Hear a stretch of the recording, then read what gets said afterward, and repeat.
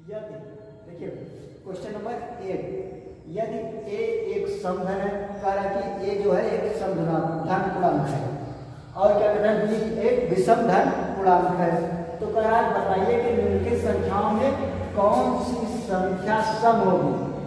ये जो संख्याएं दिया गया है इसमें सम कौन सी है यही ज्ञात करना है। तो देख लेते हैं ए क्या है, सम। सम क्या होता है, 2 होता है, 4 होता है, 6 होता है, 8 होता है। तो हम a बराबर कितना ले लेते हैं, 2। और उसके बाद b कह रहा है विषम है, तो b 1 से 1 होता है, 3 होता है, तो कोई भी संख्या ले सकते हैं, b बराबर 1 ले लेते हैं।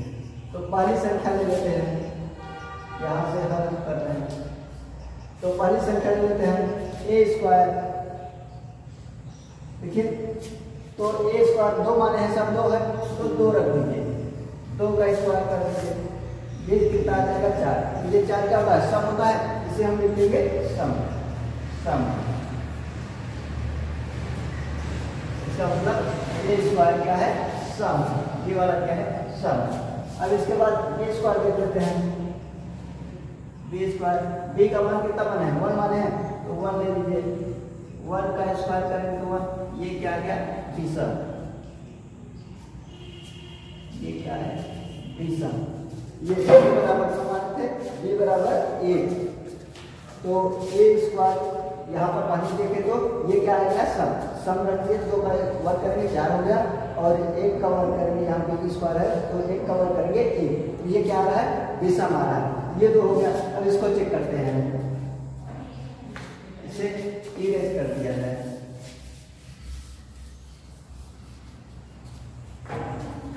देखिए अब यहाँ ये वाली संख्या के लिए a प्लस b। अब a प्लस b, a का मान 2 माने हैं, b का 1, 2 1 3, ये क्या आ गया, विषम।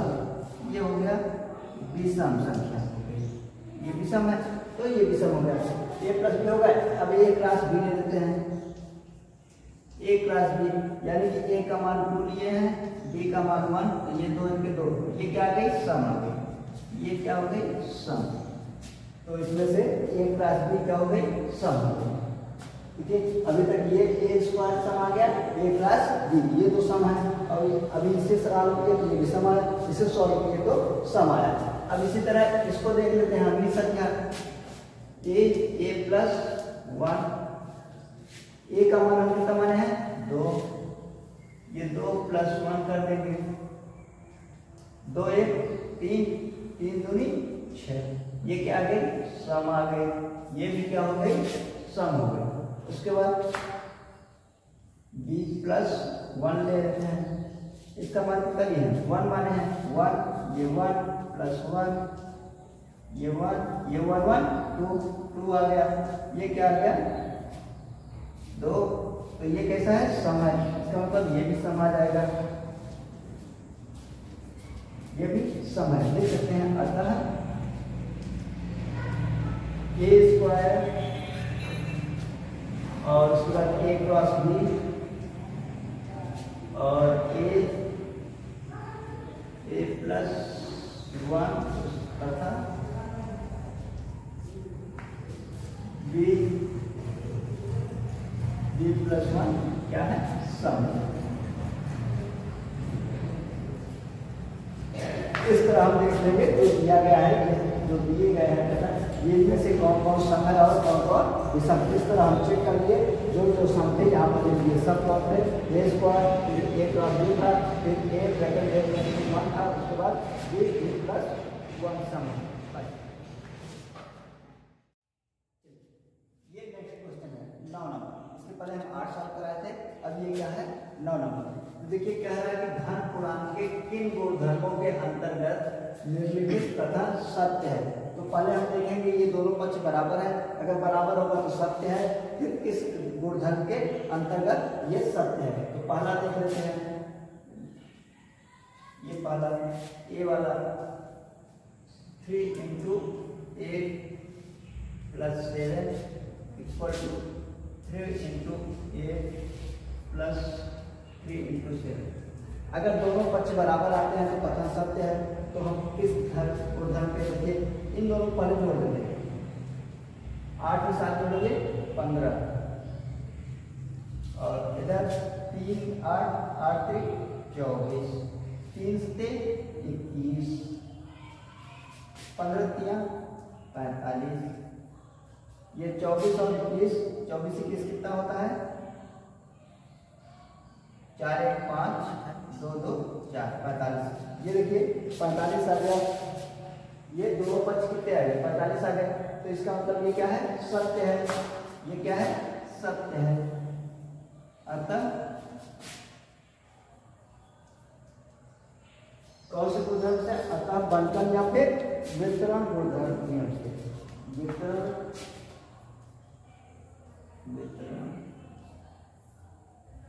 या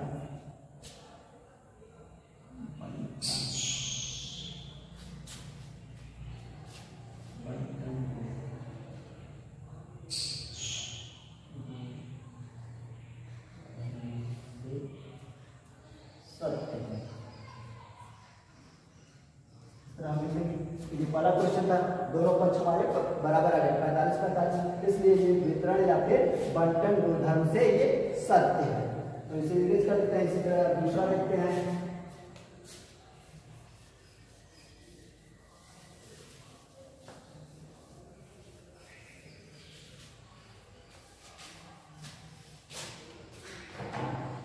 दूसरा देख लेते हैं। दूसरा ये 3 + 5 + 9, 3 + 5 + 9। ये देखिए पहले इन दोनों हल करेंगे, तो इन दोनों हल करेंगे, जोड़ेंगे कितना होगा 9 5 14 हो जाएगा बराबर। अब इन दोनों को जोड़ेंगे 5 3 8, ये 14 में 3 जोड़ेंगे 17, 9 में 8 जोड़ेंगे 17, ये भी दोनों पक्ष बराबर आ गए, इसलिए ये भी क्या है सत्य है। लेकिन किस गुणधर्म से है, ये किस गुणधर्म से है साहचर्य गुणधर्म से है। तो लिख देंगे अतः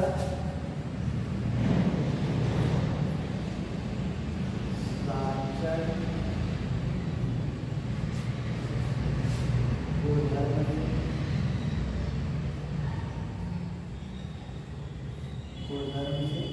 सत्य है। ये दोनों पक्ष बराबर आ गए, ये गुणधर्म का पालन कर रहे हैं, तो इसलिए हम गुणधर्म के नियम से कह देंगे सत्य है। तो साहचर्य गुणधर्म से सत्य है, साहचर्य है तो इस तरह हम कह देंगे। तो इसे अब अगला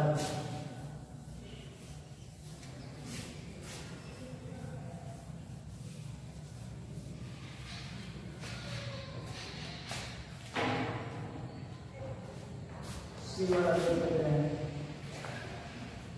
3 × 2 और ये 2 × 3, तो इन दोनों का गुणा करते हैं 3 दूनी 6, 40 का गुणा करते हैं 2 तिहाई 6।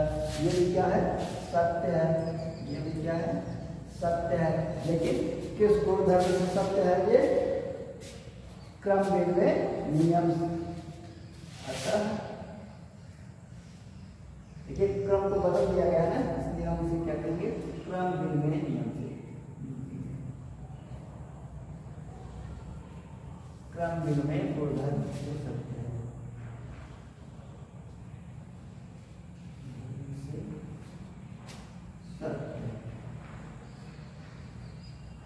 क्रम विनिमय नियम क्या होता है कि जो क्रमों को पलट दिया जाए उसे हम क्या कहते हैं क्रम विनिमय नियम। अब अगला क्या कहते हैं,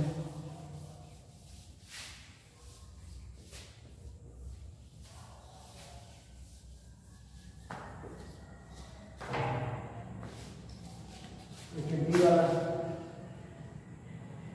3 × 5 = a × 5। देखिए a का मान दिया है तो यहाँ पर रख देंगे 3 × 5, 3 × 5, ये 3 में 5 से गुणा कर देंगे 3 बचे 15, ये 5 तिहाई 15, तो ये भी क्या गया सत्य है, दोनों पक्ष बराबर है, इसलिए हम क्या कहेंगे सत्य है, दोनों पक्ष बराबर है तो सत्य है।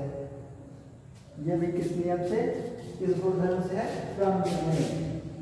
अतः क्रम from minimum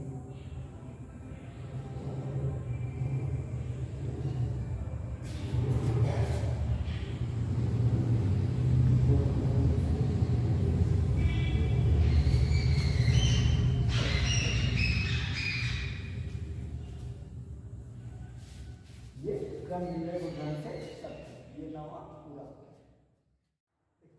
क्वेश्चन नंबर 10 कह रहा है कि संख्या रेखा पर -5, -2, 0, 1, 1, 2, 5 को दर्शाइए। यानी कि 5, -2, 0, 1, 2, 5 को संख्या रेखा पर दिखाना है। तो सबसे पहले हम क्या करेंगे, संख्या रेखा खींच लेंगे, बना लेंगे। तो संख्या रेखा इस तरह बना लीजिए।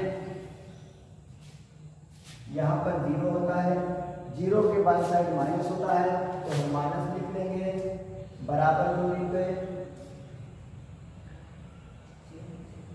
बराबर दूरी पे हम लिखेंगे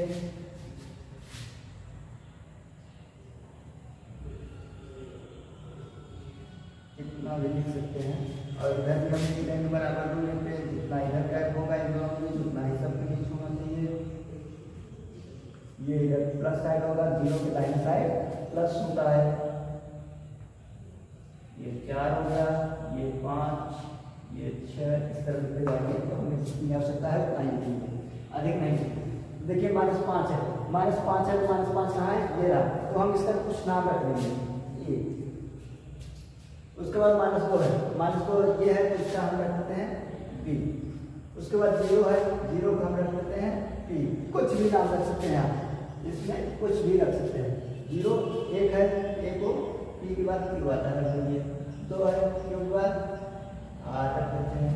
फिर 5 है, ये रहा 5, ये कर देंगे। बस इतना ही करना है आपको, इस तरह दर्शा देना है, हो गया। इससे ज्यादा कुछ नहीं करना है, बस। ठीक है। क्वेश्चन नंबर 11, अभी तक हम 10वां देखे, इसके पीछे अभी 11वां देखेंगे। 11वां देखिए, कह रहा है क्या √147/√3 एक परिमेय संख्या है या नहीं। हमें क्या चेक करना है, जो ये संख्या दी गई है ये परिमेय है या नहीं। तो हम चेक करने के लिए इसे हल करेंगे। तो लिख लेते हैं पहले सवाल को 147/√3। ठीक है, एक 147 का हम क्या कर देंगे, गुणनखंड कर देंगे। गुणनखंड आप करना जानते हैं, अगर नहीं जानते हैं तो इस तरह देख लीजिए, इस तरह हम गुणनखंड कर लेंगे। देखेंगे सबसे पहले किससे कटेगा, 2 से कटेगा, 2 से नहीं कटेगा। अगर 2 से कम करता है, अगर इकाई स्थान पे 0 हो, 2 हो, 4 हो, 6 हो, 8 हो, ये संख्या अगर इकाई के स्थान पे आती है तो 2 से कटेगा, तो नहीं कटेगा। देखिए अब 3 से चेक कर लेते हैं। 3 से कटने के लिए क्या होना चाहिए, जो संख्या दिया है उनका योग 3 से अगर कट जाता है तो वो 3 से कट जाएगी। देखिए 4, 1, 5, 5, 7, 5, 12, इन तीनों का योग कितना है, 12। 3 से काटिए, 12 कट रहा है, 3 चौक 12, 3 से कट रहा है, इसका मतलब ये संख्या 3 से कटेगी। 3 से काट दीजिए, 3 चौक 12, 2 बचा, 12 घटाएंगे 2 बचा, 27 हो जाएगा, 3 9 27। अब क्या ये 3 से कटेगा, नहीं कटेगा। 4 से कटेगा, नहीं कटेगा। 5 से कटेगा, नहीं कटेगा। 6 से कटेगा, नहीं कटेगा। 7 से कटेगा, 7 से 7 7 49, 7 1 7। इसका गुणनखंड क्या हो गया, 3 × 7 × 7 अपॉन √2। ठीक है, जिसका यहाँ पर कुछ नहीं लिखा होता है, इसका मतलब 2 लिखा है। यहाँ पर क्या है, 2 है, इसका मतलब 2 का जोड़ा बनना चाहिए। देखिए 2 है, ये वाला जोड़ा बन रहा है, ये नहीं बन रहा है। जो जोड़ा बन रहा है उसका एक हम निकाल देंगे, 7 निकाल लेंगे। √6 कितना बचेगा, 3। ये नहीं बना, ये अब ये इससे ये कैंसिल हो जाएगा, तो बचेगा क्या, 7। ये कैसी संख्या है, ये परिमेय संख्या है ना, अतः क्या हम लिख सकते हैं, परिमेय संख्या है। अतः परिमेय संख्या है।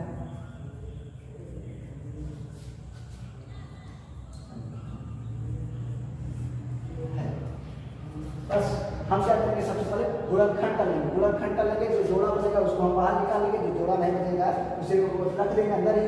तो अब जो बचा है, ये दोनों सेम थे, इसलिए ये दोनों कट जाएंगे, तो ये बचेगा, ये बचेगा। तो इसलिए ये क्या है, 7 परिमेय संख्या है, इसलिए हम कह सकते हैं अतः दिया गया ये संख्या परिमेय संख्या।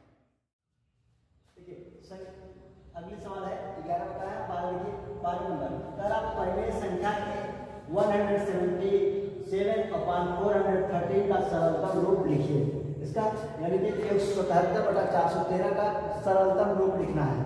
आपको अगर आता है जिस तरह छोटा छोटा करके काट लीजिए तब सरल हो जाएगा, या फिर इन दोनों संख्याओं का HCF निकाल लीजिए। अगर आपको नहीं समझ आता है तो इन दोनों संख्याओं का HCF निकाल लीजिए। अगर HCF जो आए उसी से दोनों पक्षों में दोनों में भाग दीजिए। देख लेते हैं 177/413। तो हम क्या करेंगे, इनका HCF निकालेंगे। HCF निकालने के लिए हम क्या करेंगे, ऐसे गुणनखंड कर लेंगे। ये 3 से कटेगा, 3 × 15 फिर 3 × 27। अब ये किसी संख्या से नहीं करेगा, सिर्फ अपनी ही संख्या से करेगा, 59 बन जाता है। ठीक, इसके बाद क्या है 413 है। ये किससे कटेगा, 3 से कटेगा क्या, नहीं कटेगा, ये 7 से कटेगा। ठीक है, कितनी बढ़ जाएगा, 7 × 28, 7 × 35, 7 × 35, 41 में 35 घटाएंगे 6 बचेगा। 6 इसके साथ हो जाएगा, 63 हो जाएगा, 7 × 59। समझा। HCF क्या होता है, जो दोनों के गुणनखंड में जो संख्या पाई जाती है उसी को हम क्या कहते हैं, HCF। इसका HCF कितना हो जाएगा 59। ठीक है, दोनों 59 ही से पाया जाता है, इसलिए 59 इसका HCF हो जाएगा। तो हम 59 से भाग दे देंगे, 177 में 59 से भाग कर दीजिए, 413 में 59 से भाग दे दीजिए। अगर इसमें 59 से भाग देंगे तो कितनी टाइम्स जाएगा, 3 टाइम्स जाएगा, तो यहाँ पर क्या हो जाएगा 3।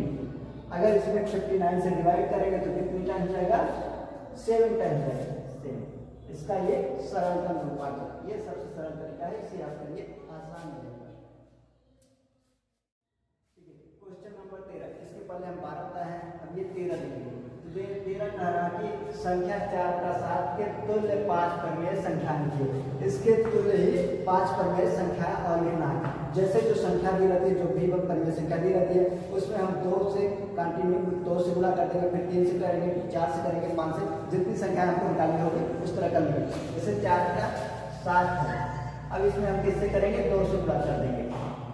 2 से गुणा करेंगे कितना आएगा, 4 दूनी 8 और 2 से 14। ये क्या होगी, इसके तुल्य ही होगी, ये पहली होगी। अब दूसरी देख लेते हैं, इसी संख्या में 4 के 7 में फिर हम 3 से कर देंगे, तो 3 से कर दीजिए, चलती आए 12 7 21। ये दो संख्याओं में अभी 3 और निकाल है, तो इसमें एक बात आएगा 4 से कर दीजिए, तो 4 तो 16 हो जाएगा, 4 चौक 16 और ये 7 चौक 28। 28 हो जाएगा, 4 चौक 16, 7 चौक 28। 1 2 3 करेंगे, अभी 2 और निकालना है, तो 4/7 में हम किससे कर देंगे, 5 से कर देंगे, 4 5 20, 7 5 35। इसके बाद 1 2 3 4 करेंगे, अभी एक और निकालेंगे, तो क्या कर देंगे, 4 × 7 में हम 6 कर देंगे, अभी 5 किए हैं, अब 6 कर देंगे, तो 6 चौके 24, 7 6 42। ये हो जाएगा। ये 5 संख्या तुल्य, 5 परिमेय संख्या निकल गई तुल्य, 4 का 7 का तुल्य। अगर इन्हें डिवाइड करेंगे उसी तरह जैसे अभी हम बताएं कि HCF निकाल के काट भाग दीजिए, अगर वो भाग करेंगे इन सब में तो वही संख्या पुनः प्राप्त हो जाएगी आपको। ये क्वेश्चन नंबर 30 लिखे थे, अब हम 14 क्वेश्चन नंबर लिखेंगे। कह रहा है कि √147/75 परिमेय संख्या नहीं है। जो ये दिया गया है ये परिमेय संख्या नहीं है, क्योंकि √147 और √75 परिमेय संख्या नहीं है। ये दोनों परिमेय संख्या नहीं है, इसीलिए ये परिमेय संख्या नहीं है। कह रहा कि बताइए कि दिया गया कथन सत्य है या नहीं। कह रहा है कि दिया गया जो कथन है सत्य है या नहीं। ये परिमेय है, अगर परिमेय नहीं है तो असत्य सत्य हो जाएगा, अगर परिमेय है तो असत्य हो जाएगा। तो हम उसी तरह हल कर लेते हैं।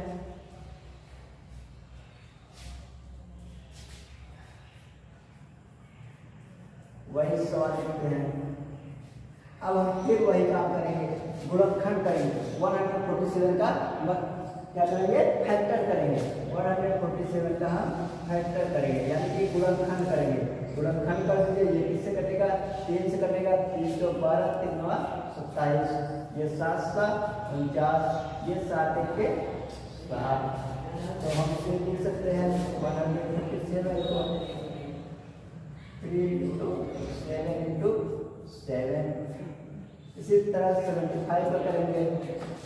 75 का कर लीजिए, 3 से कटेगा, 3 दूनी 6, 3 से 15, ये 5 करेगा, 5 से 25, 5 1 5। तो इसका भी लिख लेते हैं, कितना है 3 × 5 × 5। इस तरह आप भी गुणनखंड कर लेंगे, उसके बाद ये गुण कर लेंगे, उसके बाद जिसका जिसका जोड़ा बनेगा उसका हम जोड़ा बना लेंगे। सबसे पहले का ये जोड़ा बना, इसमें ये, अब जो जोड़ा बना वो क्या हो जाएगा, बाहर निकल आएगा। तो हम यहाँ कर लेते हैं, तो बाहर निकाल लेते हैं। 7 रूट में कितना बचेगा, 3 6 बचेगा ऊपर, और नीचे क्या बचेगा, 5 बाहर आ जाएगा, रूट में बचेगा 3। अब देखिए रूट 3 नीचे भी है, ऊपर भी है, तो इससे क्या हो जाएगा, डिवाइड हो जाएगा, कट जाएगा, तो ये बचेगा 7/5। कह रहा था कि ये परिमेय संख्या नहीं है, लेकिन ये कैसी है, परिमेय संख्या है। तो हम लिख देंगे अतः दिया गया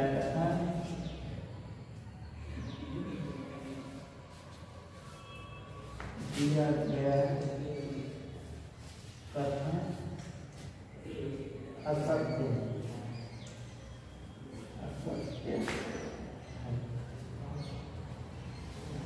ये हल हो गया। आप इस तरह देख लेंगे परिमेय संख्या है कि हम हल किए तो पता चला हमें परिमेय संख्या आ गया, लेकिन यहाँ पर क्या कह रहा था, परिमेय संख्या नहीं है, इसीलिए ये कथन क्या होगा,